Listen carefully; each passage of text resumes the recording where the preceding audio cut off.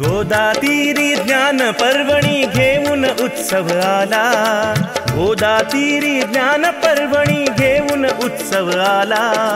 वसंत व्याख्यानमाला ही वसंत व्याख्यानमाला, वसंत व्याख्यानमाला आली वसंत व्याख्यानमाला। मुहूर्त मेढम गोरानडे न्यायमूर्तींनी रोवली, जोड त्याला वझेराव साहेबांची मग लाभली। कुसुमांच्या या गावामध्ये, कुसुमांच्या या गावामध्ये ज्ञान यज्ञ पेटला, कुसुमांच्या या गावामध्ये ज्ञान यज्ञ पेटला। वसंत व्याख्यानमाला ही वसंत व्याख्यानमाला, वसंत व्याख्यानमाला आली वसंत व्याख्यानमाला। पुष्प गुंफिले सुंदर पहिले वाचस्पती भिडेनी, ज्ञान कुंभ तो प्राशन केला पुण्यवान लोकांनी। परंपरेला जगद्गुरूंचा, परंपरेला जगद्गुरूंचा आशीर्वाद लाभला, परंपरेला जगद्गुरूंचा आशीर्वाद लाभला।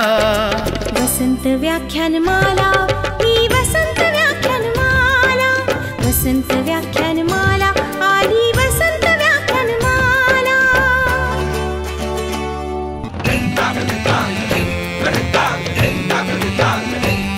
अहो देव मामले दार पटांगण फुलू फुलू लागले, लोकहिताला शिलेदार ही निस्वार्थी लाभले। खडतर होता मार्ग तरी पण, खडतर होता मार्ग तरी पण जागर ना थांबला, खडतर होता मार्ग तरी पण जागर ना थांबला। वसंत व्याख्यानमाला ही वसंत व्याख्यानमाला, वसंत व्याख्यानमाला आली वसंत व्याख्यानमाला। गांधी नेहरू सरोजिनी अंधोंडो केशव कर्वे, स्वप्न दिले स्वातंत्र्यवीरांनी स्वतंत्रतेचे नवे। स्वरलतिकेचा स्वरसागर हा, स्वरलतिकेचा स्वरसागर श्री गोदेला भेटला। वसंत व्याख्यानमाला ही वसंत व्याख्यानमाला, वसंत व्याख्यानमाला आली वसंत व्याख्यानमाला। आचार्यात्रे हिंदुहृदय सम्राट धडाडून गेले, विचारवंतांच्या प्रतिभेचे दर्शन येथे घडले। प्रबोधनाच्या नव्या युगाचा,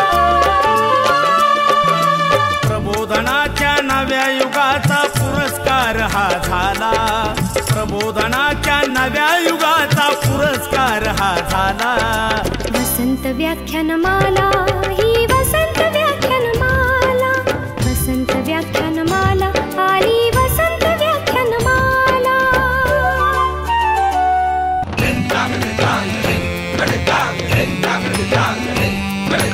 वैभवशाली परंपरेला जतन करूया सारे, ज्ञानामृत हे घेण्यासाठी गोदा काठी या रे।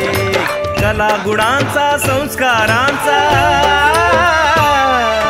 कला गुणांचा संस्कारांचा मंगलमय सोहळा, कला गुणांचा संस्कारांचा मंगलमय सोहळा। वसंत व्याख्यानमाला ही वसंत व्याख्यानमाला, वसंत व्याख्यानमाला आली वसंत व्याख्यानमाला।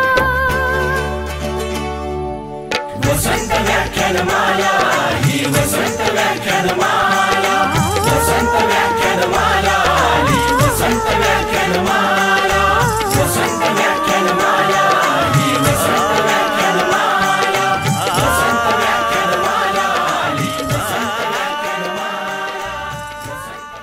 मालेचं आजचं पुष्प गुंफण्यासाठी आपल्यामध्ये श्रीमान आनंद गानू यांचं आगमन झालं आहे। टाळ्यांच्या गजरात आपण त्यांचं स्वागत करूया। त्याचबरोबर या ठिकाणी आशुतोष देशपांडे आणि अभिजित देशपांडे यांनाही मी व्यासपीठावर येण्याची विनंती करतो। त्याचबरोबर नाशिकचे डॉक्टर ज्ञानदेव चोपडे यांनाही व्यासपीठावर येण्याची विनंती करतो. व्याख्यानमालेचं आजचं हे 10वं पुष्प सुप्रसिद्ध सामाजिक कार्यकर्ते स्वर्गीय बाबूरावजी हाके यांच्या स्मृतिप्रित्यर्थ गोपण्यात येत आहे. प्रारंभी आपण स्वर्गीय बाबूरावजी हाके यांच्या जीवनावरील एक चित्रफीत बघूया आणि त्यानंतर मी पाहुण्यांना विनंती करतो आपण सर्वांनी स्वर्गीय बाबूरावजी हाके यांच्या प्रतिमेला पुष्पहार अर्पण करा. स्वर्गीय बाबूराव हाके, अडचणीत असलेल्या कोणाच्याही हाकेला धावून जाणारा असा हा दिलदार नेता. जिल्हा परिषदेत अर्थसमितीवर सभापती या पदावर असताना रोज 8 ते 10 तास ते काम करायचे. धनगर समाजातील गरीब कुटुंबातून आलेल्या बाबूरावांनी त्या संघटनेच्या विविध पदांवर काम केलं. विद्यार्थ्यांना शिकण्यासाठी सहाय्य केलं. अनेकांना विविध ठिकाणी नोकरीत लावलं. उद्योग व्यवसाय उभारणीत अनेकांना मोलाची मदत केली. एखादं काम पूर्णत्वास न्यायचं ठरलं तर अधिकाऱ्यांना आधी विनंती, प्रसंगी चढता सुरई ते लावत सर्वांच्या लाडक्या आप्पांना नीटनेटकेपणा, घर परिसर स्वच्छ आणि हरित ठेवणे याची विशेष आवड होती. कायमच श्वेतवस्त्र परिधान करणारे आप्पा मनानेही तितकेच निर्मळ होते. साधू संतांचा कायम सहवास, अतिशय प्रिय असलेले आणि सदैव जनसेवेचे व्रत घेतलेले अजूनही हाकेला ओ देईल असं वाटत राहतं. स्वर्गीय बाबूराव हाके यांना वसंत व्याख्यानमाला नाशिकतर्फे सविनय अभिवादन.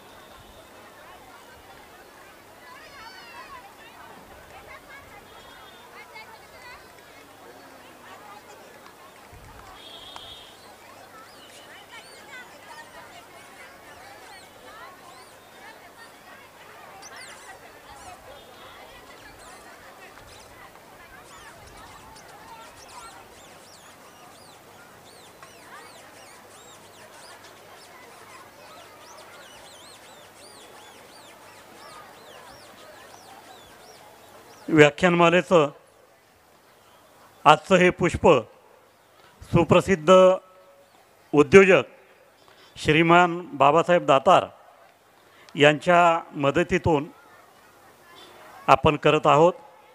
बाबासाहेब प्रकृती बरी नसल्यामुळे आधी या ठिकाणी येऊ शकलेले नाही, परंतु या निमित्ताने मी त्यांच्याविषयी कृतज्ञता व्यक्त करतो आणि व्याख्यानमालेच्या पाठीशी यापुढे त्यांनी असंच भक्कमपणे उभं राहावं अशी त्यांना विनंती करतो. आजचे वक्ते श्रीमान आनंद गानू यांचा परिचयाची चित्रफीत आपण या ठिकाणी बघूया. नमस्कार, मी आनंद गानू. श्रीरामाच्या पूजनीय पादस्पर्शाने पावन झालेल्या नाशिकमध्ये आणि 100 वर्षाहून जास्त परंपरा लाभलेल्या वसंत व्याख्यानमालेमध्ये मला माझे विचार मांडण्याची संधी मिळते हे मी माझे भाग्यच समजतो. शनिवार दिनांक 11 मे रोजी भारत एक महासत्ता आणि त्यासाठी महाराष्ट्राचे योगदान याविषयी मी माझे विचार आपल्या सर्वांसमोर मांडणार आहे. माझ्याविषयी थोडक्यात सांगायचं म्हटलं तर माझा जन्म चिपळूण येथे झाला. बालपण विलेपार्ले, शिक्षण पॉलिटेक्निक विद्यालय आणि उच्च शिक्षण फार्मसी क्षेत्रामध्ये मुंबई युनिव्हर्सिटीमध्ये झाले. शिक्षण झाल्यावरती वयाच्या 22व्या वर्षी मी माझ्या प्रोफेशनल करिअरची सुरुवात साऊथ आफ्रिकेतून केली. काही वर्ष साऊथ आफ्रिकेत नोकरी केल्यानंतर भारतात परत येऊन मी माझी पत्नी सुनीता गानू, जी सुद्धा फार्मासिस्ट आहे, तिच्या सहकार्याने 2 औषध कंपन्या चालू केल्या. व्यवसायामध्ये समाधान वाटेल असे 20 वर्षाच्या मेहनतीनंतर यश निश्चितच मिळाले होते. परंतु दोन्ही मुले उच्च शिक्षणासाठी परदेशी स्थायिक झाल्यामुळे आम्ही असा विचार केला की ज्याची आपल्याला खरी आवड आहे अशा समाजकार्याकडे आता आपण जास्त लक्ष द्यावे. 2005 मध्ये दोन्ही फॅक्टऱ्या बंद केल्यानंतर आम्ही इंडियन कॅन्सर सोसायटी बरोबर काही वर्ष काम केले. 2014 मध्ये अमेरिकेत स्थलांतर केले, पण त्याच वेळेला आमच्या वाचनामध्ये डॉक्टर दिनेश केसकर यांच्याविषयी माहिती आली. आपल्यातल्याच महाराष्ट्रातल्या अमळनेर सारख्या छोट्याशा गावातनं लहानाचा मोठा झालेला माणूस बोईंग सारख्या कंपनीचा जागतिक व्हाईस प्रेसिडेंट बनतो आणि त्याच्याविषयी आपल्याला माहिती नाही याची थोडीफार खंतही वाटली. त्याच वेळेला ठरवलं की भारताच्या बाहेर जाऊन मोठी झालेली मराठी माणसं एकत्र आणायची आणि त्यासाठी आम्ही गरजे मराठी ग्लोबल ही नॉन प्रॉफिट संस्था कॅलिफोर्नियामध्ये आणि भारतामध्ये स्थापन केली. मराठी उद्योजकांचे संघटन करायचे, त्यांच्या प्रयत्नातून महाराष्ट्राच्या सकल उत्पन्नांमध्ये प्रचंड भर घालायची, हा या संस्थेचा मनोदय आहे. या संस्थेमध्ये आम्ही अनेक उपक्रम भारतात आणि भारताच्या बाहेर राबवतो. डॉक्टर पद्मविभूषण रघुनाथ माशेलकर, पद्मश्री प्रतापराव पवार, तसेच भाऊ इन्स्टिट्यूटचे नरेंद्र काळे असे अनेक अत्यंत आदरणीय असे लोक आमच्या संस्थेला मेंटॉर म्हणून लाभले आहेत आणि ते आमचे भाग्यच आहे. गेल्या 8 वर्षात ह्या संस्थेचं काम 25 देशात विस्तारलेले आहे. 15,000हून जास्त यशस्वी मराठी उद्योजक, प्रोफेशनल्स, अकॅडमिशियन्स ह्या संस्थेशी जोडले गेलेले आहेत. आम्ही अनेक उपक्रम चालवतो. त्याच्यात स्टार्टअप्समध्ये मेंटरिंग असेल किंवा गावातल्या विमेन एंटरप्रिनर्ससाठी ईच वन चॅम्पियनशिप प्रोग्राम असेल किंवा मुलांसाठी एकलव्य प्रोग्राम असेल, असे अनेक उपक्रम करतो ज्या तऱ्हेने आपल्या सर्वांच्या जागतिक मराठी लोकांचा आपल्या महाराष्ट्राला फायदा व्हावा. आमच्या संस्थेचे वैशिष्ट्य असे आहे की ह्या संस्थेत कोणी पदाधिकारी नाही, कुठलाही सभासद शुल्क नाही, आम्ही कुठलीही सरकारी मदत घेत नाही. त्याचप्रमाणे आम्ही जे आमच्या लोकांसाठी करतो त्याचेही आम्ही कुठलाही मोबदला घेत नाही. महासत्ता ह्या शब्दाची व्याख्या काळानुसार बदलत गेली आहे. एकेकाळी तलवारीच्या धारेवरती, नंतर बंदुकी किंवा बॉम्बच्या ताकदीवरती हे अनेक देश जगभर महासत्ता होण्याचे प्रयत्न करत होते. खरं पाहिलं तर भारत हा नेहमीच महासत्ता होता, आहे आणि राहील. परंतु बदललेल्या काळानुसार ह्याची व्याख्या बदलली आहे. आता आपण जगावर जी सत्ता करतोय ती आपण प्रोफेशनल, आपल्या यशाच्या आणि आपलं जे जगभर नेटवर्क आहे त्या मराठी बांधवांच्या जोरावरती करतात. माझे विचार मांडताना महाराष्ट्रातून बाहेर गेलेले आणि ज्यांनी प्रचंड कीर्तिमान मिळवलेले आहेत अशा मराठी लोकांनी आपल्या देशाचा मान सन्मान कसा वाढवला आहे, ह्या मराठी लोकांनी आपल्या बुद्धीच्या, अनुभवाच्या आणि अथक प्रयत्नांच्या जोरावर जगावर त्यांनी कसं राज्य ठसा उमटवला आहे हेच सांगण्याचा मी प्रयत्न करेन. त्याचबरोबर जागतिक पातळीवरती कोणत्या सुसंध्या आहेत, जग आपल्याकडे कोणत्या आशेने पाहतंय, आपण स्वतःचा फायदा करून घेत असताना, स्वतःची प्रगती करत असतानाच ह्या जगभरच्या मराठी लोकांच्या मदतीने की ज्यांना आपल्या देशासाठी, आपल्या महाराष्ट्रासाठी काहीतरी करायची इच्छा आहे, यांच्या सहकार्याने आपल्या महाराष्ट्राचा, आपल्या देशाचा प्रगतीसाठी काय करू शकू हे मी सांगण्याचा प्रयत्न करणार आहे. तेव्हा सर्वांना अशी विनंती आहे की शनिवार दिनांक 11 मे रोजी गोदावरी गंगेच्या काठावरती आपण सर्वांनी एकत्र येऊन आपल्या विचारांची देवाणघेवाण करूया. नमस्कार.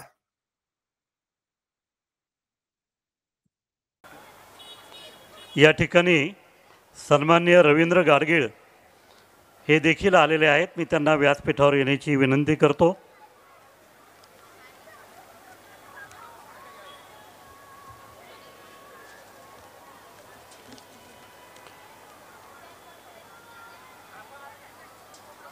आजचा अतिशय एक वेगळा आनंदाचा क्षण आहे की काल ज्यांचं भाषण झालं ते आदरणीय जावकर सर व्यासपीठावर आहेत.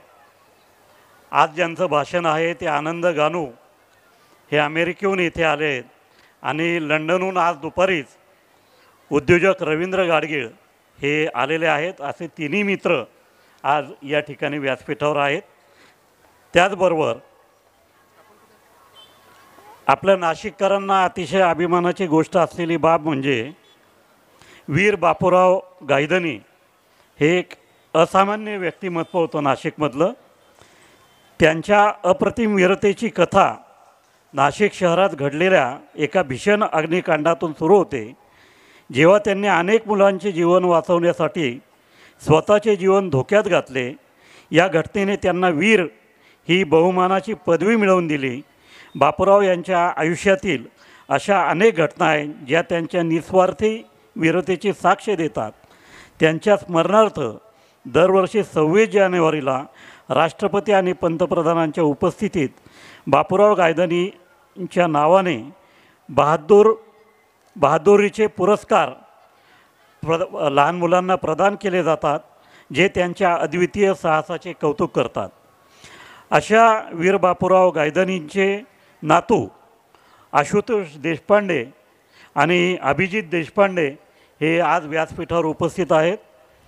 आशुतोष देशपांडे हे एक उत्कृष्ट इलेक्ट्रॉनिक्स आणि टेलिकम्युनिकेशन्सच्या मध्ये इंजिनियर्स आहेत, ज्यांनी उच्च प्रभावी तंत्रज्ञानाच्या विविध क्षेत्रांमध्ये मोठ्या प्रमाणावर योगदान दिलं आहे. त्यांची Felix IT systems he company आज भारतातील सर्वात मोठी मोबाईल ॲप्लिकेशन डेव्हलपमेंट आणि प्रशिक्षण कंपनी म्हणून ओळखली जाते. त्याचबरोबर त्यांचे बंधू अभिजित देशपांडे हे एक प्रतिभाशाली उद्योजक आणि तंत्रज्ञानातील गुंतवणूकदार म्हणून प्रसिद्ध आहेत. त्यांनी अमेरिकेतून इंडस्ट्रियल इंजिनिअरिंग आणि मॅन्युफॅक्चरिंग मॅनेजमेंटमध्ये दुहेरी मास्टर पदवी प्राप्त केलेली आहे. त्यांनी स्थापन केलेल्या कॉनकेम लॅब्स ही कंपनी आता भारतातील कोरिशन सायन्समध्ये भारतातील एक अग्रगण्य स्टार्टअप म्हणून ओळखली जाते. हे दोघेही भाऊ महाराष्ट्रातील उद्यमशीलता विकसित करण्यासाठी आपले आयुष्य समर्पित करीत आहेत. त्यांच्या महत्त्वाच्या प्रयत्नांमुळे छत्रपती शिवाजी महाराजांचे वाघनखं हे ऐतिहासिक वस्त्रोत्तर ब्रिटनमधून भारतात परत आणण्यामध्ये त्यांचं मोठं योगदान हे लाभलेलं आहे. तर या देशपांडे बंधूंचंही मी व्यासपीठावर स्वागत करतो. त्याचबरोबर नाशिकचे डॉक्टर ज्ञानदेव चोपडे यांचंही स्वागत करतो. मी डॉक्टर ज्ञानदेव चोपडे यांना विनंती करतो, आपण आनंद गानू सरांचा या ठिकाणी व्याख्यानमालेच्या वतीनं सत्कार करावा.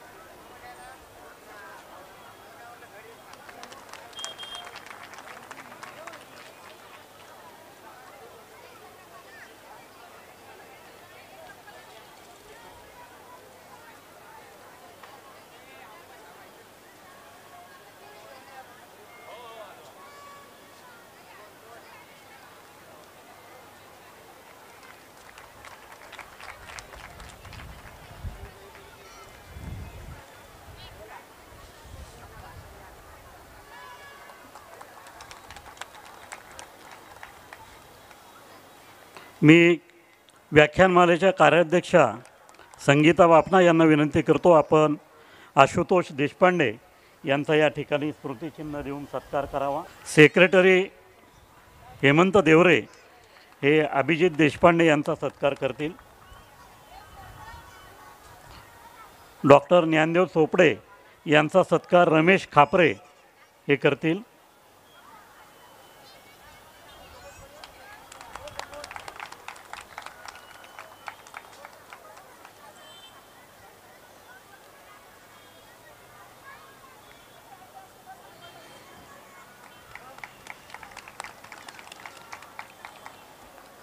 उद्या 12 मे रोजी लंडन येथील प्रसिद्ध उद्योजक रवींद्र गाडगीळ हे आपल्याशी संवाद साधणार आहेत.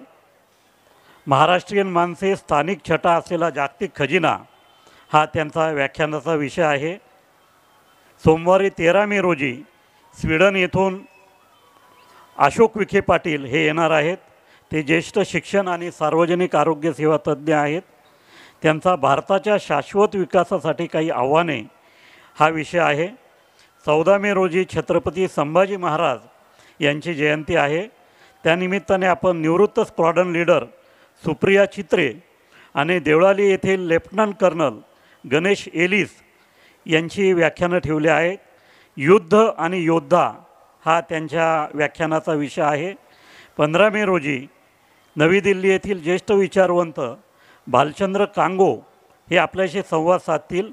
यंदा आचार्य अत्रे यांची 125वी जयंती साजरी होत आहे. त्यामुळे आपण आचार्य अत्रे यांच्या स्वप्नातील महाराष्ट्र हा व्याख्यानाचा विषय ठेवलेला आहे. या ठिकाणी आज जे आनंद गानू साहेब उपस्थित आहेत, भारत वैश्विक महासत्ता महाराष्ट्राचं योगदान या विषयावर ते आपल्याशी संवाद साधणार आहेत. सर, आपण आज आलाच आहात, परंतु मी तुम्हाला विनंती करतो की तुमची कन्या फार मोठ्या पदावर कार्यरत आहे. ती फेसबुकची उपाध्यक्ष म्हणून काम करते, आपली महाराष्ट्रीयन मुलगी, आणि तिच्या नेतृत्वाखाली 5,000 प्रमुख अधिकारी फेसबुकचे हे तिच्या नेतृत्वाखाली काम करतात. तेव्हा गानू सर, पुढच्या वर्षी तिचे विचार आम्हाला ऐकायला निश्चितपणे आनंद वाटेल. मी आपल्याला विनंती करतो आपण आजच्या विषयाला प्रारंभ करावा. धन्यवाद. सर्वांना नमस्कार. आजच्या वसंत व्याख्यानमालेचे अध्यक्ष एवढा मोठा खडाटोप आणि एवढा मोठा प्रोग्राम हातात घेतला आहे त्या बेणी साहेबांना नमस्कार. आज मला बोलावल्याबद्दल आभार. आपल्या व्यासपीठावरचे मान्यवर, समोर उपस्थित असलेले सर्व प्रतिष्ठित नागरिक नाशिकचे आणि बंधू आणि भगिनींनो, मला आज इथे बोलायची संधी मिळाली याच्याविषयी मी स्वतःला अत्यंत धन्य समजतो. नॉर्मली मी कुठे बोलायला जातो तेव्हा म्हणजे असे आयुष्यात प्रसंग आलेले आहेत सुदैवानी, तेव्हा मी फारशी तयारी करून जात नाही. पण जेव्हा नाशिकमध्ये बोलायचं आहे असं मला कळलं आणि आपलं नाशिकचा जो ख्याती आहे की चिकित्सक आणि अत्यंत हुशार अशी माणसं समोर बसलेली असणार आहेत, त्यामुळे मी थोडीफार तयारी करून आलेलो आहे. मी वाचून काही गोष्टी याच्यातली दाखवीन. जसं आणि हे बोलताना जर काही माझ्यातनं चुकलं, काही कमी जास्त राहिलं तर तुम्ही माफ कराल अशी मला खात्री आहे. माझं नाव आनंद गानू. मी व्यवसायाने मी आणि माझी मिसेस आम्ही फार्मसिस्ट आहोत आणि आत्ता माझ्या सुरुवातीच्या क्लिपमध्ये सांगितल्याप्रमाणे आम्ही आयुष्याची सुरुवात आयुष्याची सुरुवात साऊथ आफ्रिकेतनं केली. नंतर काही वर्ष आफ्रिकेत काढल्यानंतर आम्ही भारतात येऊन आमचं फार्मास्युटिकल मॅन्युफॅक्चरिंग करून अनेक वर्ष यशस्वी, थोडे धक्के खात, थोडे वरखाली पाहत, पण वयाच्या 49व्या वर्षी आम्ही निवृत्ती घेतली आमच्या सगळ्या प्रोफेशनल करिअरमधनं आणि मग समाजसेवेसाठी आम्हाला जे काय आमच्या हातून जमेल ते आम्ही करत राहिलो. आजचा माझा जो विषय आहे भारत ही महासत्ता आणि महाराष्ट्राचे योगदान. आपण हा विषयच इतका चांगला आहे. भारत ही महासत्ता म्हणजे भारताच्या नंतर हे आपल्या देशाला विशेषण लावता येतं आहे ह्याचा अभिमान वाटतो आपल्याला. म्हणजे गर्वानी खरोखर ऊर भरून येतं. कारण काय, आपण लहानपणापासून म्हणजे आम्ही जेव्हा 1970, 72 साली किंवा इवन 60 साली म्हणजे भारत हा देश सापांचा, सती जाणाऱ्या बायकांचा किंवा रस्त्यातनं हत्ती आणि रस्त्यात घाण आहे आणि आपल्यातले जे सिनियर्स असतील त्यांना माहिती असेल की PL 480 सारखी स्कीम असायची की आपल्याकडे खायला काही नसायचं आणि आपण अमेरिकेत जो तिथे त्यांच्या डुकरांना किंवा जनावरांना घालायचा तो गहूसुद्धा खाऊन आपल्या देशातल्या काही लोकांनी दिवस पाहिलेले आहेत. सो त्या परिस्थितीतनं आता आपण महासत्ता हे आपल्या ज्या नावाच्या पाठी लागू शकतं आहे. हेच आपल्या म्हणजे स्वातंत्र्यानंतर केलेल्या लोकांनी जे देशासाठी काम केलं आहे त्याचं हे व्हॅलिडेशन आहे. जसं मी पहिल्यांदा म्हटलं तसे आपली भारत ही महासत्ता नेहमीच होती, आहे आणि राहील. होती अशासाठी म्हणतो की जेव्हा जगामध्ये कुठलंही ज्ञान नव्हतं किंवा जगामध्ये इवन ह्युमन सिव्हिलायझेशन चांगलं नव्हतं तेव्हापासून भारत हा एक अत्यंत प्रगत असा देश होता. मध्ये काही असा काळ आला, असा काही खरोखर काळ आला की जेव्हा वी लॉस द वे आणि आपल्यामध्येच अंतर्गत भांडणामुळे असेल कशामुळे असेल आपण म्हणजे महासत्तेपासून थोडेसे दूर झालो. पण ह्या सगळ्यातनं बाहेर पडून आता आपण महासत्ता बनलेलो आहोत. बनण्यासाठी आपल्या सगळ्यांना मेहनत करायला लागेल आणि हे कसं करायचं, त्याच्यात महाराष्ट्राचं योगदान काय असेल हे मी आज आपल्याशी शेअर करणार आहे. मी स्वतः काही अर्थशास्त्राचा किंवा पॉलिटिकल सायन्सचा किंवा इतिहासाचा पदवीधारक वगैरे नाही आहे, पण अभ्यासक निश्चित आहे. आणि मगाशी जसं माझ्या इंट्रोडक्शनमध्ये मी सांगितलं की आम्ही जी ही गरजे मराठी ग्लोबल नावाची जी संस्था स्थापली 2016 साली, त्या संस्थेच्या कामामध्ये मी गेल्या 8-10 वर्षामध्ये अत्यंत म्हणजे यशस्वी अशा लोकांच्या सहवासात आलो आहे. म्हणजे मी हे गरजे मराठीचं काम प्रॅक्टिकली 24 तास करत असतो. सो लोक मला नेहमी विचारतात की ह्याच्यातनं तुला काय गेन आहे.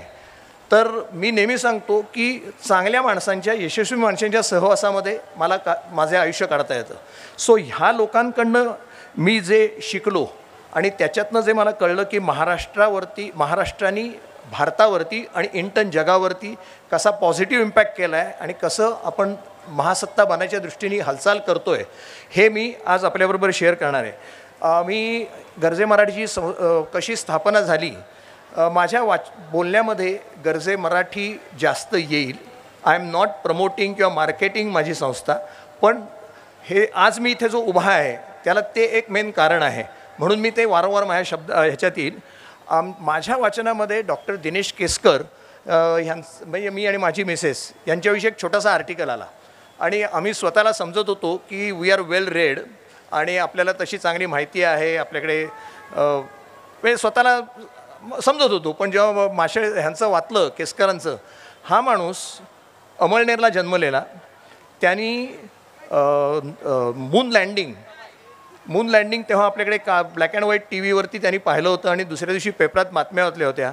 तेव्हा ते यंग बॉय डिसायडेड की मला जर आयुष्यात काही करायचं असेल तर मी नील आर्मस्ट्रॉंगच्या हाताखाली PhD करीन. आणि त्यांनी लिटरली त्यासाठी प्रचंड मेहनत करून नील आर्मस्ट्रॉंगच्या हाताखाली त्यांनी PhD केली. त्याच्यानंतर तो बोईंग सारख्या कंपनीमध्ये सिनियर व्हाईस प्रेसिडेंट म्हणून त्यांनी कामाला सुरुवात केली. आणि म्हणजे मोठे देश सोडले, पण छोट्या देशांच्या इकॉनॉमीवरती एअरलाईन किंवा बोईंगशी होणारी डील्स ही फार महत्त्वाची असायची. आणि हा माणूस अशी deals day in day out करत होता आणि अशा माणसाविषयी आपल्याला माहिती नाही ह्याचं आम्हाला खरोखर दुःख झालं. आणि मग आम्ही जगातली अशी सगळी माणसं गोळा करायला लागली.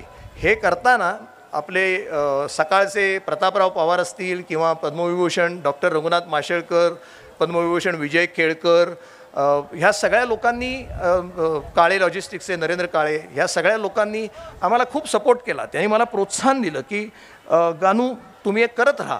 आणि हे करताना ते काय म्हणतात ते कारवा बन गया तशी गोष्ट झाली. माझ्याबरोबर बरेच लोक जोडले गेले. आज आमची जगातल्या 25 देशामध्ये गरजे मराठीचा प्रेझेन्स आहे. 15,000हून जास्त लोक मेंबर्स किंवा डायरेक्टली कनेक्टेड लोक आहेत. ह्या संस्थेचं काम एकच आहे की मराठी लोकांना एकत्र करायचं, त्यांच्या ज्ञानाचा, त्यांच्या अनुभवाचा उपयोग आपल्या कर्मभूमीसाठी, आपल्या मातृभूमीसाठी आणि आपल्या कम्युनिटीसाठी कसा करायचा, ह्यासाठी ही संस्था बनली आणि लोक एकत्र आलेले आहेत. मगाशी जसं मी म्हटलं की भारत हा महासत्ता नेहमीच होता, पण आता काळानुसार महासत्तेची व्याख्या बदललेली आहे. एक काळ असा होता की तलवारीच्या टोकावरती किंवा शस्त्र असतील, बॉम्ब आणि युद्ध ह्याच्यामध्ये जिंकून लोक महासत्ता स्थापायचे. जसं इंडस्ट्रियल रिव्हॉल्युशन झालं, नंतर आता हे IT किंवा डिजिटल रिव्हॉल्युशन झालं, त्याच्यानंतर वेळ असा आलेला आहे की लोक वेगळ्या तऱ्हेने आपल्या जगावरती त्यांनी आपल्या ज्ञानाने, आपल्या अनुभवानी आणि आपल्या वेगवेगळ्या ठिकाणच्या पोझिशननी त्यांनी जगावरती कंट्रोल करायला सुरुवात केली आहे. आणि हा कंट्रोलमध्ये भारताचा भाग खूपच आहे. भारताचे लोक जे जगाच्या बाहेर जातात, नॉर्मली भारताच्या बाहेर जातात, लोकांचा पाहण्याचा दृष्टिकोन असा असतो की इथे शिकलास, इथलं सगळा फायदा घेतलास आणि स्वार्थासाठी तू बाहेर गेलास. आणि पण त्याच्यामध्ये एक वेगळा आस्पेक्ट आहे की ही लोकं जी जातात देशाच्या बाहेर, ती खरोखर मनाच्या कोपऱ्यामध्ये सतत त्यांच्या भारत असतो आणि तो भारतासाठी ते काहीतरी करत असतात. आणि त्यांनी ज्या पोझिशन्स मोठ्या ज्या त्यांना मिळालेल्या असतात, त्यामुळे आपल्या देशाचंही नाव उज्ज्वल होतं. आमचे डॉक्टर रघुनाथ माशेलकर नेहमी सांगतात की you can take Maharashtrian out of Maharashtra, but you can never take Maharashtra out of Maharashtrian. म्हणजे आपल्या हृदयामध्ये आपण कुठेही जरी गेलो तरीसुद्धा आपल्या महाराष्ट्राविषयी प्रचंड प्रेम असतं. आणि ही आपल्याला जर महासत्ता बनायचं असेल किंवा महासत्ता बनलोय तसं राहायचं असेल तर त्यात आपल्या सगळ्यांनाच काहीतरी करायला पाहिजे. म्हणजे सगळ्या महाराष्ट्राकडनं जशा अपेक्षा आहेत तशा आपल्या नाशिककरांकडनं सुद्धा अपेक्षा आहेत. नाशिककरांची सुद्धा काही स्पेशालिटी आहे की जी त्यांचा ठसा आपण महाराष्ट्रावरती आणि इंटर्न जगावरती उमटवलेला आहे. मी त्याच्याविषयी पुढे बोलीनच, पण विषयाचा मेन जो मुद्दा आहे की महासत्ता, जागतिक महासत्ता म्हणजे काय. आता जसा सुरुवातीला मी सांगितलं की युद्धाच्या जोरावरती आता महासत्ता होता येत नाही, पण लोक आपल्या राजकीय किंवा पॉलिटिकल स्ट्रेंथनी, आपल्या आर्थिक स्ट्रेंथनी किंवा तांत्रिक आपल्या जे आपण तांत्रिक किंवा टेक्नॉलॉजीमध्ये जी ॲडव्हान्समेंट करतो त्याच्यामुळे आपण महासत्ता बनायला लागतो. आणि ह्याला एक बॅकडोर एंट्री तुम्ही म्हटलीत तरी चालेल किंवा असा हिडन अजेंडानी हे जे मोठे देश जे झालेले आहेत ते सांस्कृतिक किंवा फॅशन, फूड हॅबिट्स, कपडे, वे ऑफ लिव्हिंग, यूट्यूब्स वगैरे अशा ह्यानेसुद्धा हे जे प्रगत देश आहेत ते जगावरती किंवा जगाच्या माइंडसेटवरती कंट्रोल करायला सुरुवात करतात. आता आपले हे जे लोक जगात जातात, जगभर जे फिरतात ते ह्या कंपन्यांमध्ये वेगळ्या पोझिशनमध्ये आलेले असतात आणि त्या कंपन्यासुद्धा कंट्रोल करतात. इंटर्न त्या देशांचं इकॉनॉमी कंट्रोल करतात. त्या देशांचे विचार करायची सुद्धा जी पद्धत आहे त्याच्यावरती सुद्धा आता महाराष्ट्राचा पगडा खूप आहे. आणि म्हणजे महाराष्ट्र भारताशी जर कंपेअर केलं विदिन भारत तर आपण भारतामध्ये तर आपला पहिल्यापासूनच अत्यंत इन्फ्लुएन्शियल असं आपलं स्टेट आहे. आपलं पॉप्युलेशनमध्ये आपण सेकंड नंबरचं पॉप्युलेशन आहोत. GDPमध्ये सुद्धा आपलं 15 ते 20% आपलं कॉन्ट्रीब्युशन आहे. आपण टॅक्सेसही खूप भरतो. आपल्याकडे इंडस्ट्री आहे. बॉलिवूडसारखी संस्था आहे की जी which is a very intense cash intensive अशी इंडस्ट्री आहे. पहिल्या दिवशी का दुसऱ्या दिवशी आपल्याकडे अभि घोलप नावाचे त्यांचं व्याख्यान होतं. सो अभि घोलप हे स्वतः अत्यंत यशस्वी असे एंटरप्रिनर आहेत, पण केवळ आपल्या मराठी सिनेमाच्या प्रेमामुळे त्यांनी north American Marathi film festival चालू केलेलं आहे. सो असे निरनिराळ्या क्षेत्रामध्ये शैक्षणिक क्षेत्र असेल, सांस्कृतिक प्रभाव असेल, न्यू टेक्नॉलॉजी असेल, ह्या सगळ्यामध्येच महाराष्ट्राचं नेहमीच भारतामध्ये वर्चस्व राहिलेलं आहे. आणि ह्या सगळ्या बाबतीमध्ये नाशिकसुद्धा कुठे पाठी नाही आहे. मला माहिती आहे तुम्हाला सगळ्यांना, आपण जिथे राहतो त्या प्रत्येक माणसाला त्या जागेविषयी प्रेम असतं, त्या जागेविषयी अभिमान असतो. म्हणजे नाशिकची जर हे ओळख करून द्यायची म्हटली तर लोक म्हणतात की ही महाराष्ट्राची नापा व्हॅली आहे. नापा व्हॅली हा एक कॅलिफोर्नियामध्ये भाग आहे जिथे वाईन आणि ग्रेप प्रोडक्शन जास्त होतं. जसं लोक म्हणतात की कोकण हे महाराष्ट्राचं कॅलिफोर्निया आहे, पण मी तुम्हाला सांगतो दिवस बदलतील. एक दिवस ते कॅलिफोर्नियाला हा USAचं कोकण म्हणायला लागतील किंवा नापा व्हॅलीला USAचं नाशिक म्हणायला लागतील. आणि त्या दृष्टीने आपण सगळे हालचाल करतो आहे, त्या दृष्टीने आपण सगळे मेहनत करतो आहे. तसंच द्राक्ष ते रुद्राक्ष आहे, मंत्र ते तंत्र आहे.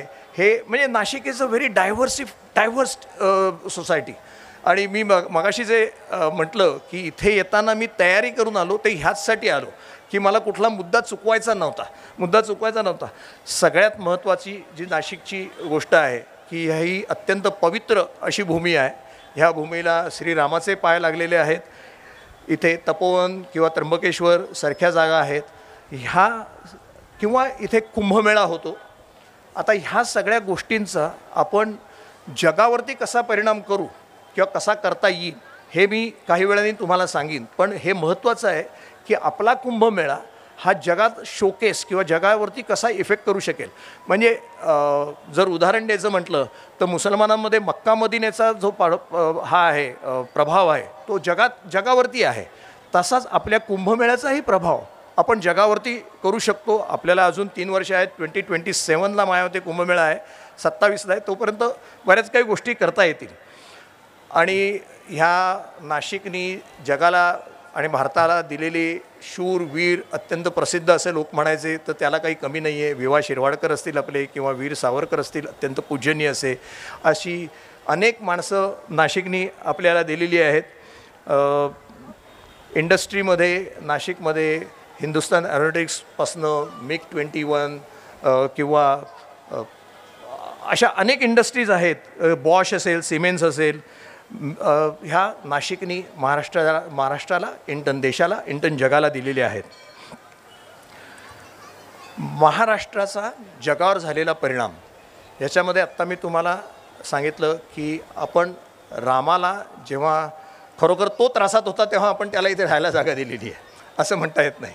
सो म्हणजे पुरातन काळापासून, आणि मी आता इथे 2-4 दिवसांनी निलेश नीलकंठ ओक यांचं लेक्चर आहे, आणि निलेश नीलकंठ ओक ते आपण रामायण हे पौराणिक कथा म्हणतो किंवा रामायण हे मायथॉलॉजी म्हणतो, तर ते गृहस्थ अत्यंत अभ्यास करून आपल्या वरचे जे तारे खगोलशास्त्र आहे त्याच्या आधाराने रामायण हे पौराणिक कथा किंवा मायथॉलॉजी नसून हे हिस्ट्री आहे हे तो तुम्हाला सिद्ध करून दाखवेल. सो राम हे काल्पनिक नाही आहे, राम हे आपला इतिहास आहे, राम ही आपली आयडेंटिटी आहे, आणि त्यासाठी आपल्या महाराष्ट्राचा त्याच्यामध्ये फार मोठा वाटा आहे.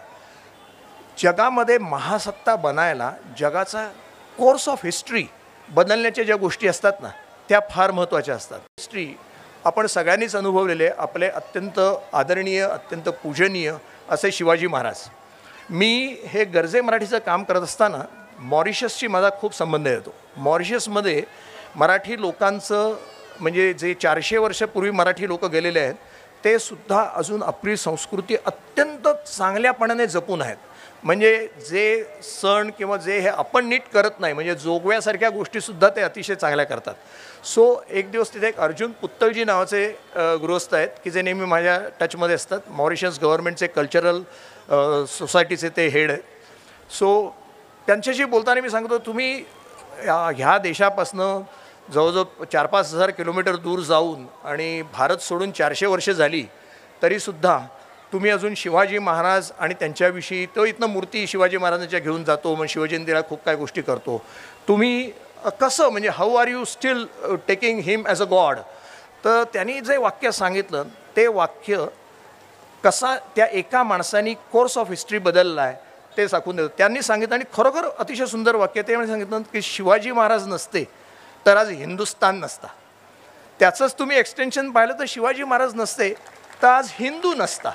आज हिंदू नसता तर आज जगाची कशी वेगळी परिस्थिती झाली असती हे तुम्हाला कल्पना करता येईल. कदाचित आपण गोदावरीची पूजा करायला इकडे आलो नसतो आज. सो म्हणजे जगावरती महाराष्ट्राने केलेला परिणाम आणि महाराष्ट्राच्यामुळे जगाची प्रगती याच्यामध्ये हे एक फार मोठं उदाहरण आहे की आजपासून 400-450 वर्षापूर्वी शिवाजी महाराजांनी जे एक छोटंसं काय, it is a big thing, पण एक छोट्या प्रमाणात सुरू झालेली जी गोष्ट होती ती गोष्ट जगाची कोर्स ऑफ हिस्ट्री बदलू शकली. त्याच्यानंतर काही दिवस गेले, आपण पारतंत्र्यात गेलो. पारतंत्र्यात जाण्यामागे सुद्धा जो मी मगाशी म्हटलं ना की सॉफ्ट एंट्री जे हे युरोपियन देशांनी केली होती आपल्यात, का म्हणजे बोटीतनं आलेले लोक आपल्या देशावरती राज्य का करू शकले? कारण काय, एक तर त्यांचा तो गोडवा किंवा बोलायची पद्धत, ते बॅकडोर एंट्री घेऊन दे केम अंडर अवर स्किन. त्यामुळे आपल्यातल्या जवळजवळ 90% लोकांना माहितीच नव्हतं की आपण गुलामीत आहोत, त्यामुळे ते करू शकले.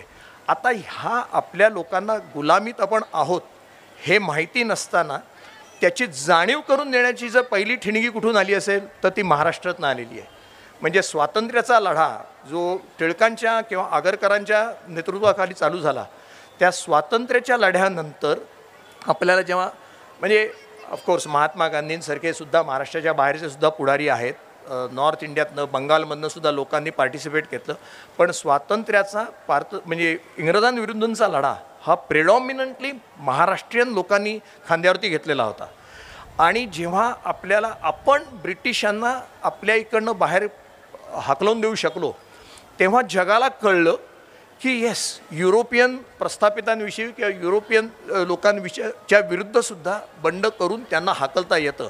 आणि तुम्ही पाहाल की 1947 नंतर पुढल्या 20-25 वर्षामध्ये आफ्रिका फ्री झाली, साऊथ अमेरिकेतले अनेक देश फ्री झाले. सो हा महाराष्ट्राने आपण भारतासाठी सेवा करताना आपण जगावरती केलेला परिणाम आहे. मगाशी ॲक्च्युली मी माझ्या फॅमिलीमध्ये किंवा माझ्या मुलांनी काय केलं त्याच्याविषयी सहसा बोलत नाही, पण आपल्या सरांनी ते नाव चुकून सांगून टाकलं. So let me come to that की आपण जे मगाशी तुम्हाला सांगितलं की आपण निरनिराळ्या क्षेत्रामध्ये प्रगती करून निरनिराळ्या क्षेत्रामध्ये मोठ्या पदावरती जाऊन आपण ती क्षेत्र कशी पादक्रांत केलेली आहेत. फेसबुक ही अशी कंपनी आहे की जर तुम्ही म्हणजे आउटर व्ह्यू जर पाहिला तर Facebook you will think it is a social media. Facebook you will think it is a way to communicate with each other. Facebook will think it is a light entertainment की एक विरंगुळा म्हणून वापरता येतो. पण त्या कंपनीचा जो ॲटिट्यूड किंवा कंपनीचा जो आउटलुक आहे they call it hours is a data company. त्यांची वेल्थ आहे, त्यांची स्ट्रेंथ आहे ती डाटा आहे. आणि एवढ्या मोठ्या म्हणजे $150 बिलियन काहीतरी असा टर्नओव्हर आहे. महाराष्ट्राच्या GDPच्या 1/3 त्यांचा टर्नओव्हर आहे. सो अशा कंपनीचा एंटायर डाटा सायन्स एक 37-38 वर्षाची पार्लेल जन्मलेली मुलगी कंट्रोल करते. सो हा जो आपण आपल्या लोकांनी जगावरती परिणाम केलेला आहे. टेस्ला तुम्हाला सगळ्यांना माहिती असेल, this is a very latest development. College of engineering Pune याच्यातनं 2010 साली इंजिनियर झालेला माणूस, आज त्याचं नाव आहे ऋषिकेश सागर, मराठी माणूस.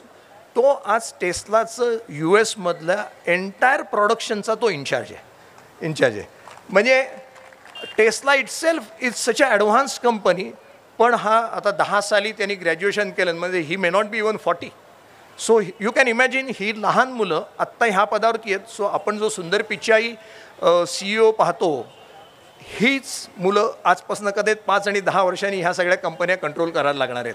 आणि नॉट दॅट म्हणजे मी स्वतः कॅलिफोर्नियात राहतो, not that they like it but they can't help it. कारण की आपल्याकडे डोकं आहे, काम करायची पद्धत आहे, आपल्याकडे म्हणजे जी जिद्द आहे त्या जिद्दीमुळे नाविलाज असतं का होईना गोऱ्या माणसांना किंवा युरोपियन लोकांना महाराष्ट्रीयनांचं भारतीयांचं वर्चस्व मानायला सुरुवात केलेली त्याने आहे. एक काळ असा होता जेव्हा मी 77-78 साली जेव्हा मी आफ्रिकेत जायचो, I stayed there for some years. तेव्हा जर कडेनी काळा माणूस गेला तर तो तुम्हाला त्यांच्या आफ्रिकन स्टाईलमध्ये असा झुकून त्यांच्या भाषेमध्ये विश करायचा. पण गोरी माणसं नेहमी नाकवरती करून चालायची, कारण का त्यांनी त्या देशावरती राज्य केलं होतं आणि त्यांना अजूनही माहिती होतं की ही जी दीज इंडियन्स यांच्यावरती आजपासून 20 वर्षापूर्वी आम्ही राज्य करत होतो. पण आता अशी परिस्थिती झालेली आहे की जिथे मी राहतो कॅलिफोर्नियामध्ये, ती बे एरिया किंवा जिथे फेसबुक, मायक्रोसॉफ्ट, गुगल, इंटेल, इन्व्हिडिया सगळ्या मोठ्या कंपनीची ऑफिसेस आहेत. आणि या सगळ्या मोठ्या कंपनीमध्ये मोठ्या पदांवरती आपलीच माणसं आहेत. पण आता अननोन गोरा माणूस रस्त्यात तुमच्याकडेने गेला तो आयदर मंदस्मित किंवा ग्रीट केल्याशिवाय जात नाही. ही आता आपल्या भारतीयांची परिस्थिती आहे. त्याच्यामध्ये आपल्या मराठी लोकांचा वाटा खूप आहे. मी तुम्हाला निरनिराळी उदाहरणं देणार आहे. लिस्ट थोडीशी लांब आहे, पण तुम्हाला ऐकायला आवडेल की आपली यूथ्स किंवा आपले जे मराठी लोक जगात जाऊन त्यांनी कसा खरोखर आपला झेंडा जगभर फडफडत ठेवलेला आहे. आणि अभिमानाची गोष्ट आहे. एक शिरीष बेडगिरी नावाचे एक गृहस्थ आहेत, पार्ल्यामध्ये होते, पार्लेट विद्यालयामध्ये शिकले होते. ते आजपासून 20-22 वर्षापूर्वी मलावी हा एक देश आहे साऊथ आफ्रिकेमध्ये, सदर्न आफ्रिकेमध्ये. आत्ता सदर्न आफ्रिकेमध्ये त्यांचं सगळ्यात मोठं शुगर प्लांटेशन आहे. त्यांनी म्हणजे मलावी ह्या देशाची साखर प्रोडक्शन हे एंटायरली त्या एका माणसाच्या हातात आहे. एक म्हणजे हे जे आपण जगावरती परिणाम केलेले आहेत ना, दॅट प्रूव्ज की आपण खरोखर मराठी जे भारताच्या बाहेर गेले ते आपल्या देशाचं नाव उंच करतो आहे. ह्याचप्रमाणे आपले एज्युकेशनल सिस्टीम्समध्ये, ॲकॅडेमिक्समध्ये आपले लीडर्स आहेत. आपले अनेक युनिव्हर्सिटीचे डीन्स आपले आहेत. तुम्ही श्रीकांत दातार जे हार्वर्डचे डीन आहेत ते त्यांचं तुम्ही नाव ऐकलं असेल.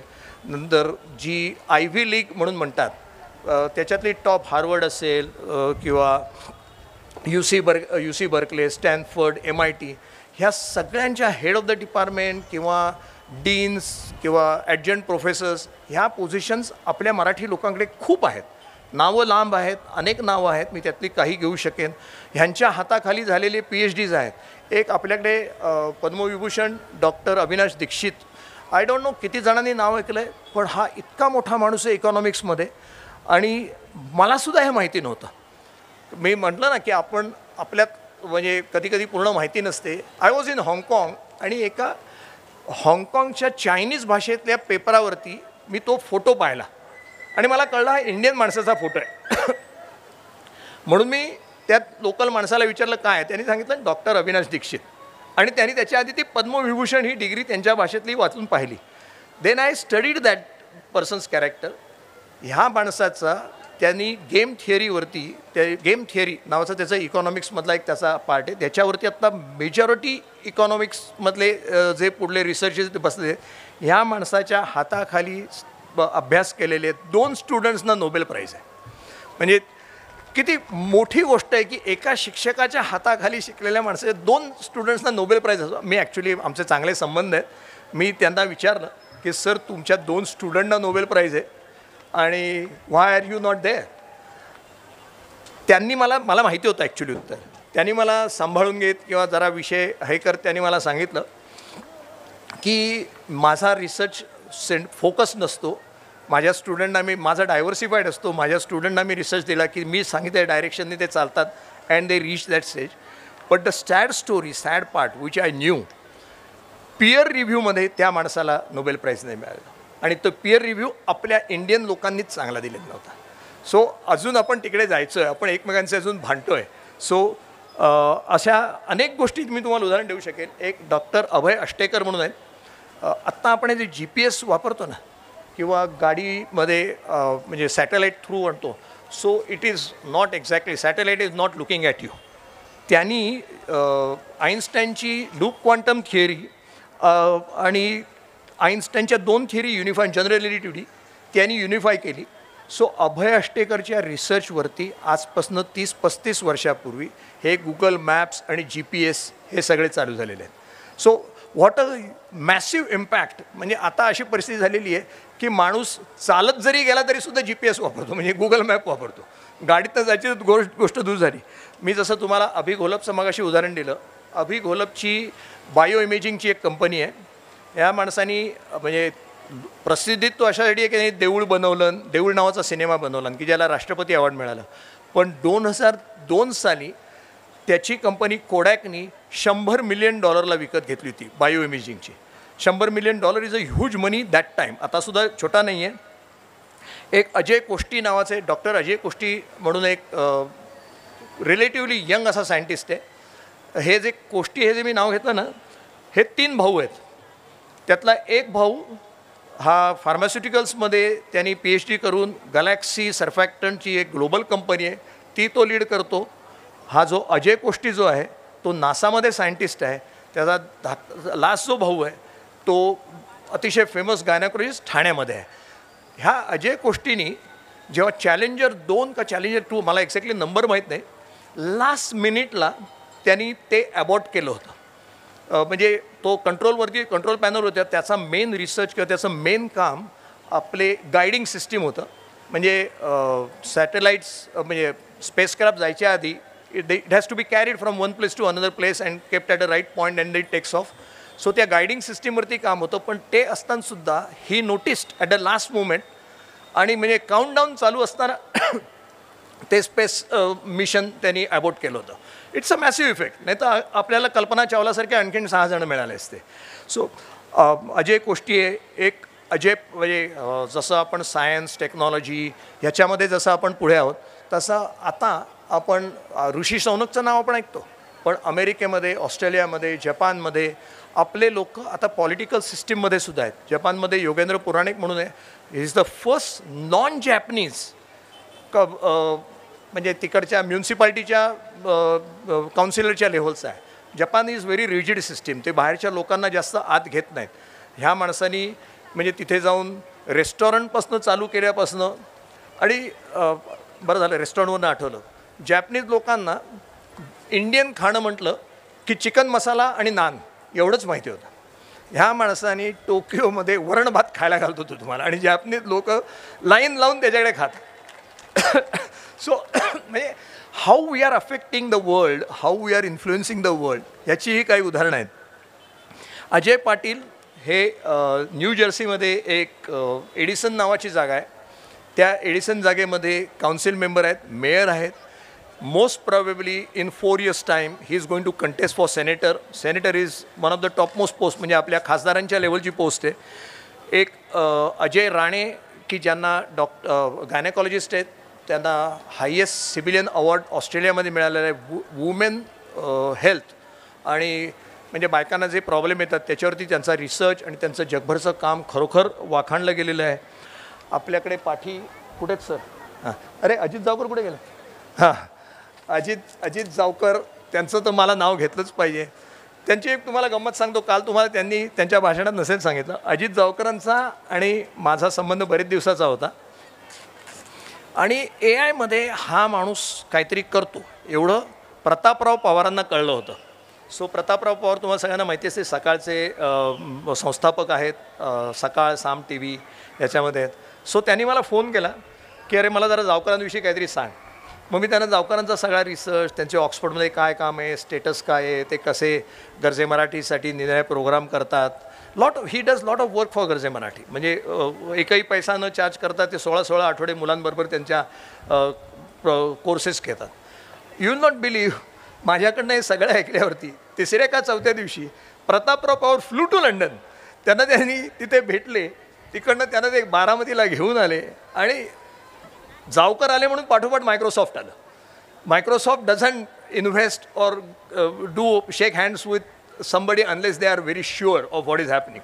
आणि आज आता बारामतीला त्यांनी ॲग्रिकल्चरमध्ये AI वापरून इतकी सुंदर सिस्टीम बनवलेली आहे, आणि त्यात हा influence is all around the world. It is not that only he is doing in Baramati. त्यांनी आता एक अतिशय नॉव्हेल आयडिया घेतली आहे की AI which is now going to be way of life. आपण सगळेजण त्याच्यामध्ये जाणार आहोत. सो आपल्या मुलांना AI मध्ये इंटरेस्ट व्हावा म्हणून त्यांनी introduction to AR solving mathematical problems in AI हे मराठीमधनं ते काढत आहेत, आणि त्या पुस्तकाची डिस्ट्रीब्युशनची जबाबदारी आम्ही घेतलेली आहे. आम्ही जे काम करतो त्याच्यामध्ये शक्यतो नाही कधीच आम्ही सरकार दरबारीकडे मदत मागायला जात नाही. आमच्यातनंच आम्ही करून ते पुस्तक ज्या लोकांपर्यंत पोचेल हे आम्ही पाहतो आहे. सो असे अजित जावकर आहेत. आनंदसागर शिराळकर नावाचे एक जपानमध्ये इंडस्ट्रियलिस्ट आहेत, एंटरप्रेनर आहेत.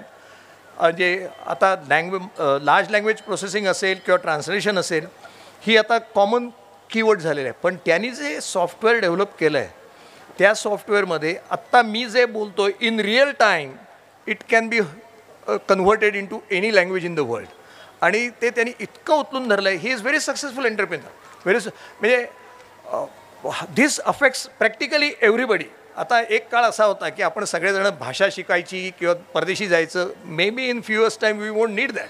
We won't need that. Anurag Mairal नावाचे आमचे एक अतिशय चांगले मित्र आहेत. स्टॅनफर्डमध्ये त्यांच्या हाताखाली आत्तापर्यंत जो 40 PhD झालेले आहेत. बायोडिझाईनमध्ये त्यांचा हात आहे. मेडिकल डिव्हायसेसमध्ये ते अतिशय प्रसिद्ध आहेत. जग फिरत असतो हा माणूस, वर्ल्ड ट्रॉटिंग. आणि सगळीकडे गेले की त्या देशाचे प्रेसिडेंट किंवा देशाचे इनोव्हेशन अकॅडमीचे किंवा इनोव्हेशन सीज असणारे टॉपमोस्ट लोक एअरपोर्टवरती भेटायला येणार वगैरे असा माणूस आहे. He was born in I think Chhattisgarh, पण अख्खं आयुष्य महाराष्ट्रात काढलं. So I consider him as Maharashtrian only. आपल्या नगरचे एक आशिष असलेरकर म्हणून आहेत. आपल्याला सगळ्यांना होम डिलिव्हरी अनेक गोष्टी येतात. सो त्यांनी त्याच्यावरती एक नवीन सॉफ्टवेअर डेव्हलप करून नियर यू नावाची एक कंपनी स्थापली आहे. It has practically change the way in which this big companies deliver goods to your house or how your orders are fulfilled. आणि ही मस्ट बी व्हॉट. 40-45 वर्षाचे आहेत. College of engineering पुण्यामधनं शिकलेले आहेत. Last year he donated 10 crore rupees to his institution. म्हणजे पैसे हे काही हे नाही, पण तरीसुद्धा पैसे हा तुमच्या सक्सेसचा, तुमच्या देशावरच्या प्रेमाचा काहीतरी एक पॅरामीटर आहे हे मानलंच पाहिजे. मगाशी मी तुम्हाला अविनाश दीक्षितांविषयी सांगितलं. ट्रेडिंगमध्ये नॉर्मली आपण मराठी माणसं पाठी असतो, आणि ट्रेडिंग किंवा व्यापार हा खरोखर आवश्यक आहे, आणि ते आपल्याला इतर कम्युनिटीजकडनं शिकायला पाहिजे. आपण लास्ट माईल जो असतो, म्हणजे तुम्ही जरी एंटरप्रेनर असलात तरी शेवटचं B2C हे जर तुम्ही कंट्रोल करू नाही शकलात तर तुम्ही म्हणजे तुमचा धंदाही यशस्वीरित्या करत नाही. एक छोटंसं उदाहरण देतो. एक रॉकी जव्हारकर नावाचा, मी त्याला रॉकी म्हणतो कारण काय ही रॉक्स म्हणून, तो जव्हारकर नावाचा एक मुलगा आहे. तो पालघरमधनं शिकून जुजबी शिक्षण, पण काहीतरी करायचं म्हणून तो चायनामध्ये आजपासून 20 वर्षापूर्वी गेला. शंघायच्या बाजूला एक UV नावाची जागा आहे जिथे हे सगळे आपले लोक भारतातले जाऊन चायनातली गोष्टी ज्या विकायला आणतात ना, तिथे त्यांनी त्याची संस्था स्थापली. हा माणूस दर महिन्याला 100 कंटेनर जगभर एक्सपोर्ट करतो. 100 40 फुटी कंटेनर. एक 30-35चा मुलगा आहे. दरवेळेला भारतात आल्यावरती काहीतरी प्रॉडक्ट घेऊन येतो. तो विदर्भातला आहे. तिकडच्या इंडस्ट्रीजमध्ये जाऊन हे प्रॉडक्ट तुम्ही इथे बनवा, मी विकत घेईन. म्हणजे मगाशी मी जर सांगितलं ना, ते परदेशी गेलेले लोक देशापासून दूर नसतात गेलेले, त्यांचं देशावरती प्रेमच असतं. फक्त त्यांना एक वे ऑफ लिव्हिंग म्हणून त्यांनी तो दुसरा निवडला असतो.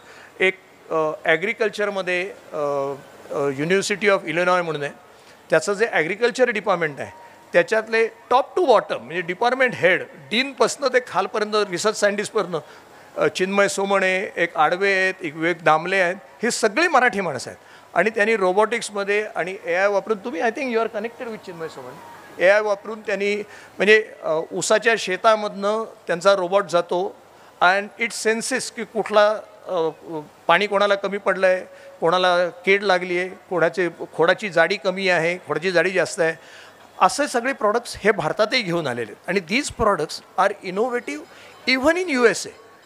एक बोंदे नावाचे आमचे माझे चांगले खास मित्र आहेत, त्यांनी सेल्फ ड्रिव्हन आणि इलेक्ट्रिकल ट्रॅक्टर बनवला आहे. He has raised $100 million. मी का हे अमाऊंट सांगतो आहे, these are not common amounts even by Bay Area standard, even for California Silicon Valley standard. This sort of a money comes only when you are really doing something which is going to change course of history. So हा बोंदेचा जो tractor आहे, आता no Americans are sitting at home और sitting in a shed and doing work in their form.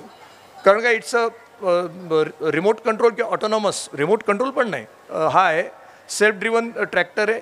आणि because it is in the field त्याला काही legal requirement पण नाही आहे. So that's another success story which I would definitely like to share. DJ Patil नावाचे दिग्विजय नाव आहे, DJ लावतो. हा US गव्हर्मेंटचा डाटा चीफ इन्फॉर्मेशन ऑफिसर होता. Chief information officer is such a post की म्हणजे it practically knows everything that is happening in the government. So he was actually he took voluntary retirement आणि त्याने आता स्वतःचं काहीतरी सोशल वर्क करतो आहे. पण 4 years back he was chief information officer of government of US. Sports he US किंवा युरोपमध्ये अत्यंत मोठी इंडस्ट्री आहे. आम्ही त्याला आमच्या कार्यक्षेत्रामध्ये त्याला आम्ही सनराईज इंडस्ट्री म्हणतो. अजून आपण खेळाकडे इंडस्ट्री म्हणून पाहत नाही. IPLने लोकांना शिकवलं की यातनं पैसा निर्माण येतो, पण बाकीच्या इंडस्ट्रीज बाकीच्या स्पोर्ट्समध्ये आपण त्यांच्याकडे स्पोर्ट्स किंवा मलखांबमधनं पैसे मिळतील किंवा कबड्डी खेळून पैसे मिळतील असं लोकांना वाटत नाही. आय थिंक कबड्डीचं पण काहीतरी लीग आहे, पण still it is not something which is considered as industry. पण अमेरिकेमध्ये युरोपमध्ये it is a big industry. म्हणजे ज्या अमाऊंटला प्लेयर्स विकले जातात किंवा ज्या अमाऊंट्स ती एखादी टीम विकत घेण्यासाठी लोक घालतात, तर सॅन फ्रान्सिस्कोमध्ये 49ers नावाची एक फुटबॉलची म्हणजे आपला फुटबॉल नाही अमेरिकन फुटबॉलची टीम आहे. ती फ्यू इयर्स बॅक अंधेरी का गोरेगावच्या राहणाऱ्या अमेरिकेत सेटल झालेल्या पराग मराठे नावाच्या माणसाने विकत येते. म्हणजे when an outsider comes and buys such a thing, these amounts are not disclose, पण it must be huge amount. म्हणजे आपण जर पाहिलं तर कदाचित मुंबई म्युन्सिपाल्टीचं त्या वर्षीचं बजेट असेल एवढे पैसे ते घातले असतील, पण हे आपली लोक करतायत. आता उद्या इथे रवींद्र गाडगीळ बोलणार आहेत. त्यांची OMPG नावाची संस्था आहे. त्या OMPG संस्थेमध्ये त्यांनी युरोपमधले नाही लंडन आय थिंक UK फक्त UK सगळे त्यांनी इंडस्ट्रीज गोळा केलेत. त्याच्यामध्ये आपले अरे या नाव विसरलो कोठे युनिलिव्हरचे हिंदुस्तान नितीन परांजपे आहेत.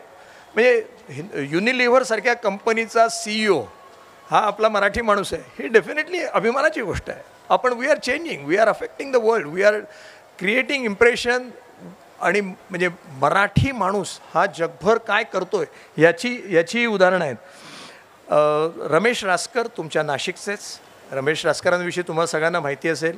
हा माणूस इमेजिंगमध्ये AI अत्यंत प्रगल्भ असा माणूस आहे. त्याचे इथे नाशिकमध्ये त्याचे अनेक स्टुडंट्स आहेत, अनेक रिसर्च त्यांचे चाललेले आहेत. सो अशी ही खूप मोठी लिस्ट माझ्याकडे आहे. I am not going to read the list. 2-4 नावं त्यातली सांगतो.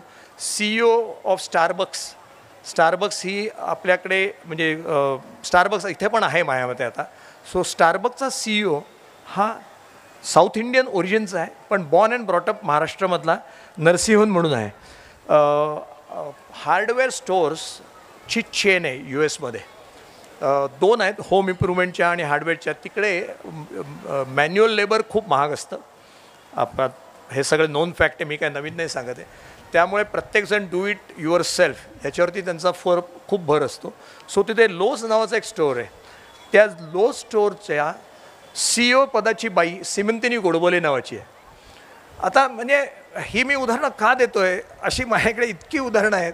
आणि गरजे मराठीचं काम करायला लागल्यावरती जे आम्ही म्हणायचो की आपल्याला पूर्वी वाटायचं की भारताच्या बाहेर जी माणसं जातात ती पैसे मिळवायला जातात आणि बाकी त्यांना दुसरा काही हेतू नसतो.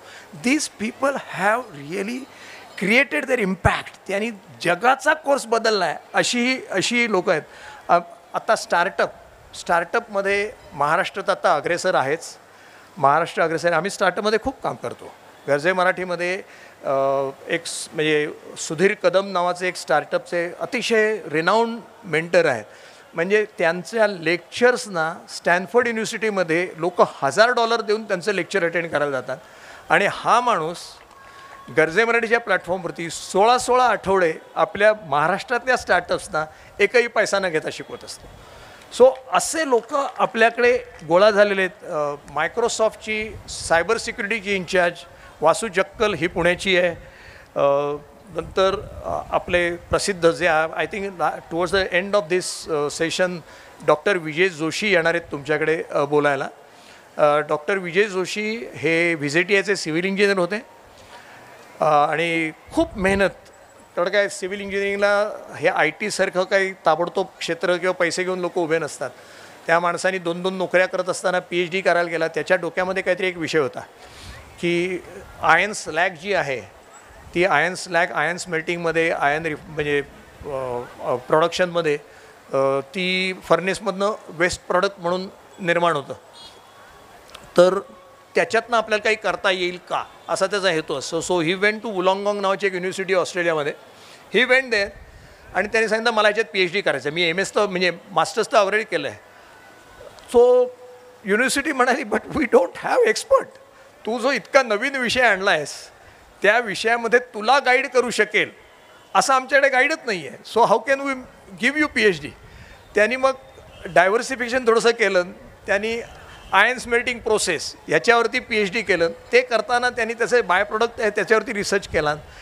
आता ते स्लॅग की पूर्वी ते टाकून द्यायचं त्यासाठी काय करायचा हा प्रश्न आहे. डोंगरच्या डोंगर उभे राहतात ज्याच्यातनं आयन बनतं त्याच्याकडे. त्याच्यापासून त्यांनी रस्ते बनवायची टेक्नॉलॉजी केली. गडकरी सरांनी उचलून धरली आहे. बेस्ट पार्ट इज सिडनी एअरपोर्टचा नवीन रनवे आपल्या ठाण्याच्या डॉक्टर विजय जोशींनी त्यांच्या टेक्नॉलॉजीनी बनवलेला आहे. सो अशा अनेक गोष्टी मला तुमच्याबरोबर शेअर करता येतील. आपल्या एज्युकेशन इन्स्टिट्यूशन्स तर आहेतच. ICT असेल, MIT असेल किंवा पुण्याची COEP आहे, VJTI आहे. ह्यांनी आपल्या विद्यार्थ्यांच्यातर्फे खूप जगावरती परिणाम केलेले आहेत. आत्ता आपण अजून त्या स्टेजला पोचलेलो नाही आहोत की आपल्याकडे शिकायला प्रगत देशातले लोक येतील. आत्ता आपल्याकडे शिकायला लोक येतात पण ते आफ्रिकन देशातनं, मिडल ईस्टमधनं किंवा साऊथ ईस्ट एशियातनं वगैरे येतात. पण अजून म्हणजे it is more of a क्वालिटीपेक्षा किंवा आपण more of a marketing negative हे आहे, शॉर्टकमिंग आहे.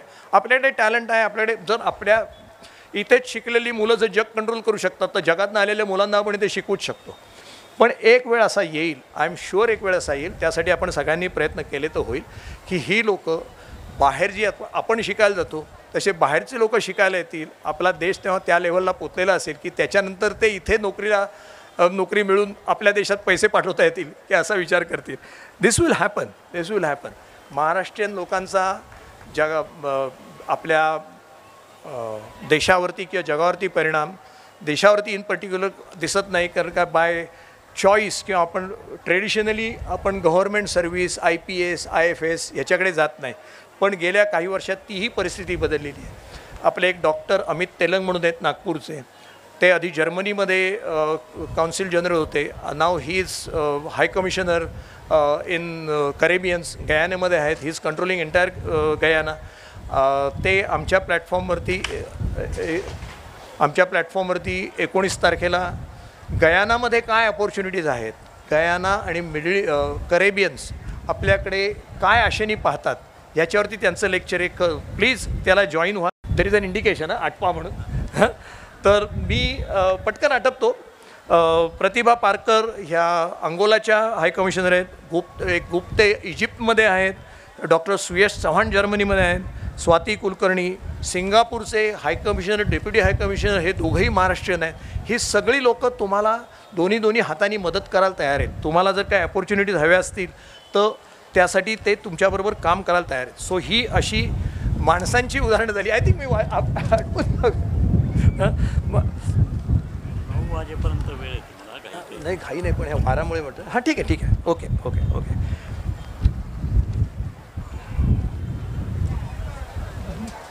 नाही मी सांगितलं ना, मी तयारी करून आलेलं नाही आहे. ते कागद वाचून कागद उडत आहेत, त्यामुळे करता येत. मगाशी तुम्हाला सांगितलं की आपले स्टुडंट्स आपले हुशार लोक बाहेर जातात आणि त्यामुळे ते आपल्या देशाची सेवा करू शकत नाहीत असं आपल्याला वाटतं. त्यांना यायची इच्छा असते, पण आपण त्यांना तो ॲव्हेन्यूज आणून दिलेला नाही आहे. माझे खूप चायनीज मित्र आहेत. चायना गव्हर्नमेंटची पॉलिसी आहे की त्यांच्यातला जो एक्सपर्ट असतो किंवा प्रोफेसर असतो त्याला ते अमेरिकेत किंवा युरोपमध्ये मिळतो अशा पगारावरती त्याच्या सुटीसाठी 6-6 महिने चायनाला बोलवतात. आपले गव्हर्नमेंट पण असं करू शकते. शेवटी किती देशसेवा म्हणते तरी प्रत्येकाला घर चालवायचं असतं. लोक फायनान्शियल लॉस करून कोणी परत येऊ शकत नाही. जर असं आपल्या सरकारने यांना मदत केली तर हे सगळे लोक आपल्या देशासाठी वर्षातली 3 महिने 6 महिने सहज म्हणजे अगदी सहज काढू शकतील. आता महाशक्ती बनण्यासाठी आपण सगळ्यांनी काय करू शकतो, म्हणजे आहे ती राहण्यासाठी. तुमचं जर नाशिकचंच उदाहरण द्यायचं म्हटलं तर Nashik has got according to me tremendous potential. आपल्याकडे तपोवन किंवा त्र्यंबकेश्वर अशासारख्या गोष्टी आहेत. तुम्ही जर ह्या developed countries so called develop कंट्रीजमध्ये पाहिलं ना, तर मी तुम्हाला एक उदाहरण देतो. न्यू जर्सीमध्ये आईन्स्टाईनची एडिसनची लॅब जिथे जळली, त्या लॅब जिथे जळली तिथे नाही एवढं मोठं त्याचं स्मारक बनवलं आहे आणि ते त्यांची छोटीशी गोष्टसुद्धा इतकी मोठी करून सांगतात की आपण करून त्याच्याकडे पाहतो.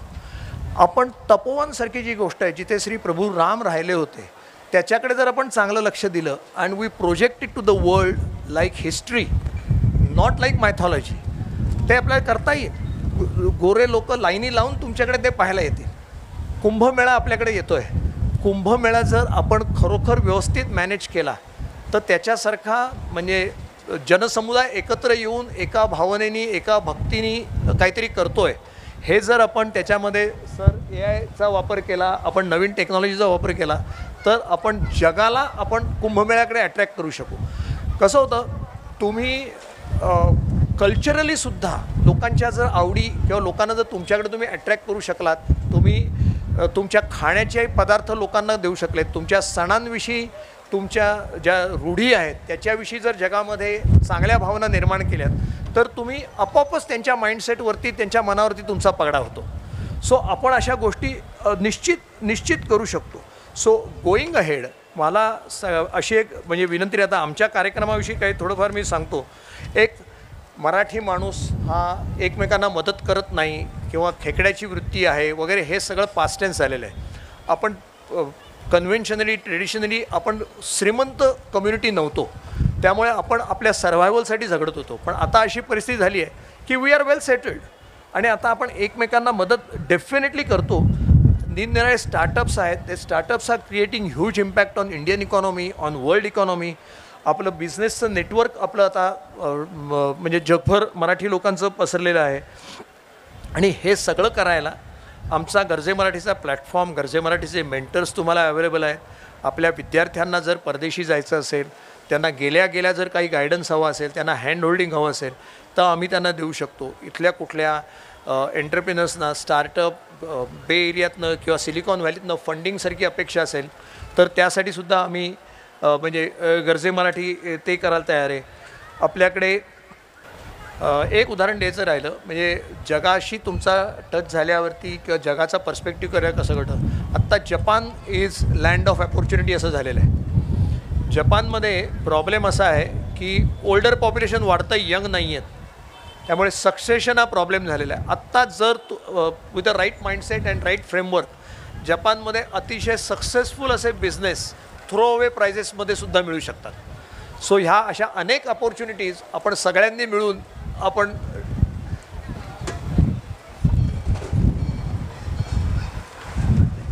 एनिवे मी तुमचा आय थिंक खूप वेळ घेतला. आपण सगळ्यांनी मिळून एकत्र काम करूया आणि आपला देश, आपला महाराष्ट्र प्रगतीपथावरती नेऊ एवढीच विनंती. नमस्कार.